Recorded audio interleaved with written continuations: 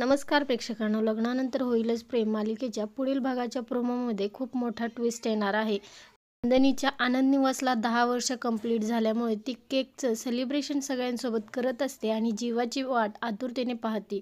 नंदिनीला सगळेजण म्हणतात, तू जीवाची वाट पाहते ना? यावरती नंदिनी म्हणते, जी व्यक्ती येणारच नाही तिची वाट तरी कशाला पाहिजे? आणि रागाने ती केक कापायला घेते.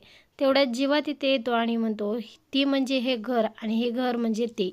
जीवाने आणलेलं गिफ्ट पाहून नंदिनीला खूप आनंद होतो आणि चेहऱ्यावरती एक वेगळीच खळी उमलते. तर ट्विस्ट असा येणार आहे की भास्करने शिरीष काकाला धमकी देऊन ती जागा त्याच्या नावावरती करून घेतलेली आहे. भास्कर त्या शिरीष काकांना म्हणत असतो, नंदिनीला जे पाहिजे आहे ते तर तिला मिळणार नाही, पण आज तिला असं सरप्राईज मिळणार आहे जे पाहून तिच्या पायाखालची जमीन मात्र सरकणार आहे आणि माझा बदला पूर्ण होणार. पार्थची क्लायंटबरोबर खूप महत्त्वाची मीटिंग असते आणि ते घरी आलेले असतात. तर काव्या इकडून साडी नेसून येते आणि काव्याला साडी नेसलेली पाहून पार्थ तिच्याकडे पाहून थक्कच होतो आणि ती खूप छान तयार होऊन तिथे आलेली आहे. काव्याचं नवीन रूप पाहून पार्थ पुन्हा एकदा काव्याच्या प्रेमामध्ये पडलेला आहे आणि तो तिला फक्त बेभान होऊन पाहत राहतो.